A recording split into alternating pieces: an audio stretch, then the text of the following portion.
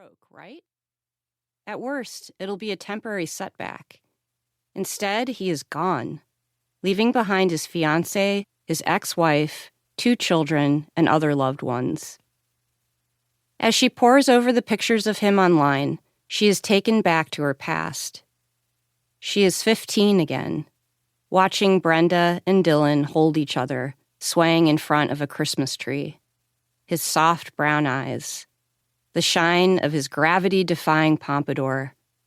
God, she had loved him as Dylan McKay, the platonic ideal of the sensitive man hiding his wounds behind a shield of cool. In the more recent years, when those corrugated forehead wrinkles finally made sense with his age, he joined the cast of Riverdale. There was a generational pride that a show written for teens had picked up on one of her old favorites. She was the older sister passing down to a younger sister a favorite jean jacket, a beloved book. Here, it's your turn to discover this now. Though, of course, it wouldn't be exactly the same. Luke was now a handsome but weather-worn dad in flannel, no longer a teenager skulking the halls of West Beverly High. The stories of his generosity and kindness are all over Twitter. He was deeply concerned about the unhoused. He gave his money and time to raising awareness for colorectal cancer, to horse charities, Western Wishes, Souls for Souls, to name but a few. He loved animals, especially dogs and pigs. Why him? As if that question ever had an answer.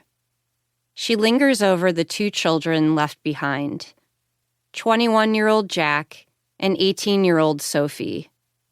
His daughter is only 3 years older than Margaret was when she had lost her father. This math is involuntary, a hushed equation she arrives at every time she hears of a young person losing a parent.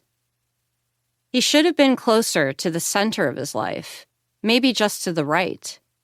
But, abruptly, it is the end.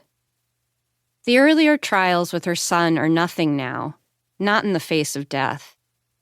So much from her girlhood had been erased by time or forever changed.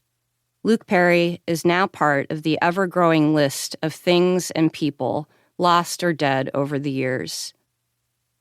She has been so involved taking screenshots, reveling in the memories of watching Beverly Hills 90210 alone in her room, that she didn't realize her son is waking up.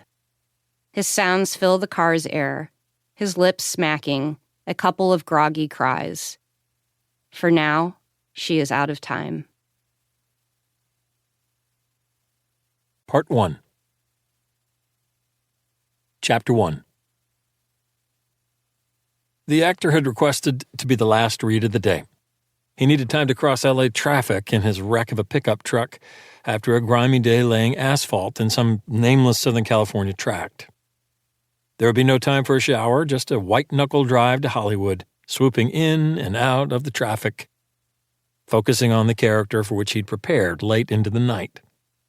Repeating the French words, "Est-ce que tu un Jack McKay?" His pickup, on the other hand, wouldn't cooperate. As was its miserable habit, it broke down. There he was, pulled over on the 101, trying to get his ride back in working order. The steam of the engine hissing in his face. Fetching wrenches from the back, he fantasized about leaving town, giving up. He could go back to Ohio and join the fire department. Live a tidy life with nice people and stability. Remember stability? What a concept. He'd had a good run of it as an actor, some soaps to his name, a music video for Twisted Sister. But maybe it was time to call it. He could just go home where anyone would lap up the story of this crazy misadventure over beers. But then he got the old heap running again, and a cleanish shirt was scrounged from the flatbed so that he could take off the one that stunk of gasoline. He would make the audition after all, his back aching, tar on his jeans, dried grime and sweat on his face, but he'd make it. Tonight, anyway, he would not be leaving town. Luke Perry focused on Diane Young, the casting director who'd brought him in. Young was friendly and knew all the fresh talent in town. Ben Affleck, Matt Damon, Matthew Perry. guys Luke would see over and over. To keep listening to this audiobook, I've left you a link in the description so you can do it at no cost thanks to Audible's 30-day free trial.